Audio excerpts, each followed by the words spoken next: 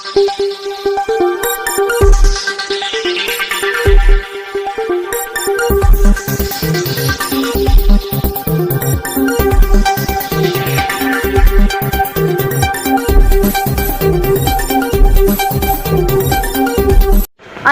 के एक प्रतिष्ठित व्यापारी के उत्पीड़न को लेकर शहर के एक होटल में राष्ट्रीय व्यापारी सेना के राष्ट्रीय अध्यक्ष दीपक दुबे ने प्रेस वार्ता के दौरान आरोप लगाते हुए कहा कि राष्ट्रीय व्यापारी सेना के संरक्षक व जिले के प्रतिष्ठित होटल और दवा व्यवसायी नौमी लाल गुप्ता के द्वारा कुछ वर्ष पूर्व नयाघाट स्थित पंजाब नेशनल बैंक के समीप सभी विधिक औपचारिकताओं को पूर्ण करके वास्तविक स्वामी से जरिए बैनामा 8 कमरों का भवन खरीदा गया है। इसे हथियार ने इस पर कब्जा करने की नीयत से अखिल भारत जय गुरु संप्रदाय कलकत्ता के कथित पदाधिकारी प्रियनाथ चट्टोपाध्याय, उनकी पत्नी इंद्राणी चट्टोपाध्याय तथा उनके कुछ सहयोगियों द्वारा सुनियोजित तरीके से शोषण व उत्पीड़न का प्रयास किया जा रहा है। इस प्रयास की शुरुआत श्री गुप्ता, उनकी पत्नी तथा कुछ अन्य लोगों को नामजद करते हुए एक फर्जी मुकदमा दर्ज करवाने के साथ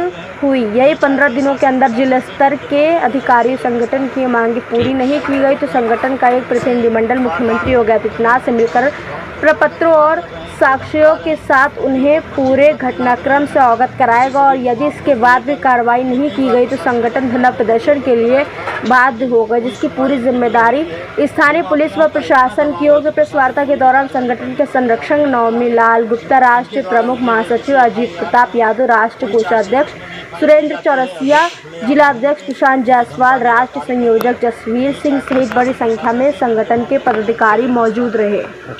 विगत कई वर्षों से हम लोग व्यापारियों की सभी समस्याओं को लेकर लड़ाई लड़ते रहते हैं। आज एक प्रमुख समस्या पर मैं आप सबके बीच आया हूं और वो समस्या है भू माफियाओं द्वारा अपने व्यापारियों को बचाने की।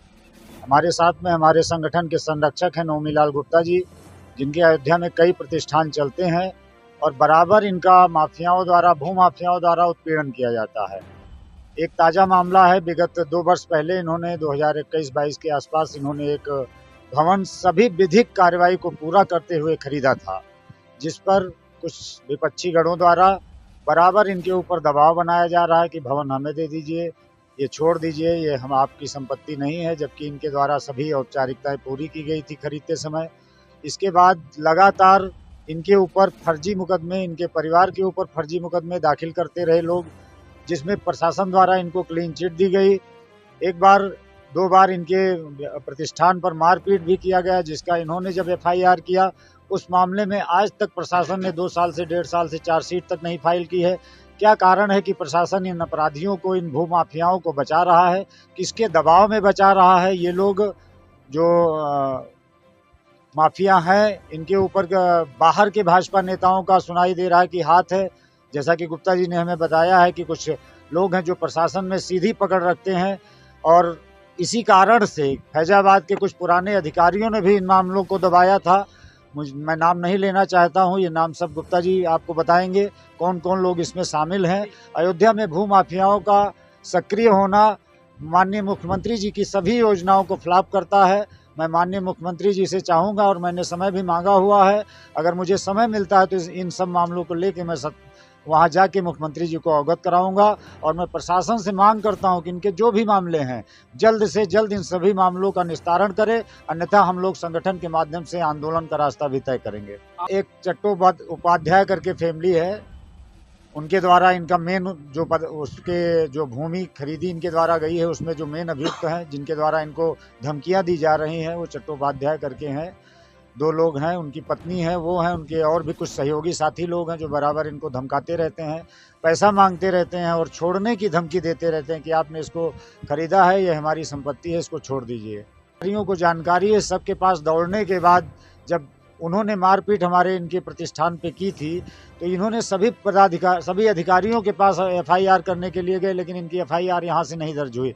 मजबूरन इनको लखनऊ जाना पड़ा और ADG जोन के आदेश पर इनकी FIR यहाँ दर्ज हुई है और उसी में अभी तक 1.5 साल से ऊपर का समय हो गया, अभी तक किसी भी उसमें चार्जशीट नहीं फाइल की गई है। इसमें हमने बैनामा कराया, सारा फॉर्मेलिटी, सारी जानकारियाँ ज़मीन के बारे में सब कुछ करके, जिसकी ज़मीन वास्तव में है उन्हीं से हमने बैनामा कराया और ये इस पर उन्होंने फर्जी मुकदमा कायम करवाया मेरे खिलाफ। उस पर 2 बार एफआईआर हुआ और उसके बाद और भी कई फर्जी मुकदमे हमारे खिलाफ मुकदमा उन्होंने कराया जो चल रहा है। और हमारे यहाँ जनवरी 2023 में इन्होंने कब्जा करने का प्रयास किया, उसके पहले भी कब्जा करने का प्रयास किया था। उस कब्जा करने में इन्होंने हमारे आदमियों को गाली गलौज मारपीट करने का भी प्रयास किया, थोड़ा बहुत किया भी। और उसके बाद हमने उसमें मुकदमा लिखवाया गया। उस मुकदमे को यहाँ नहीं लिखा गया। मैंने काफ़ी आजी साहब पुराने जो थे उनके साथ दौड़ धूप करके इधर उधर काफ़ी कई बार गए। जब नहीं लिखा गया तो मुझे मजबूरन जो है एडीजी जो उनके पास जाना पड़ा। वहाँ मेरी बात जो है जांच पड़ताल होकर सीओ अयोध्या ने मेरा मुकदमा दर्ज किया।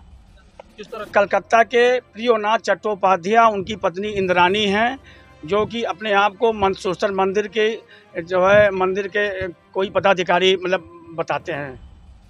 बैनामा आपने कब दिया? बैनामा 2021 जून 21 मतलब 21 में लिया गया है, अभी जून आप 21 क्या में। क्या मांग? अब मांग यही कर रहे हैं कि हमारे पास खिलाफ फर्जी मुकदमे कायम हो रहे हैं। हमारा जो मुकदमा उसमें सुन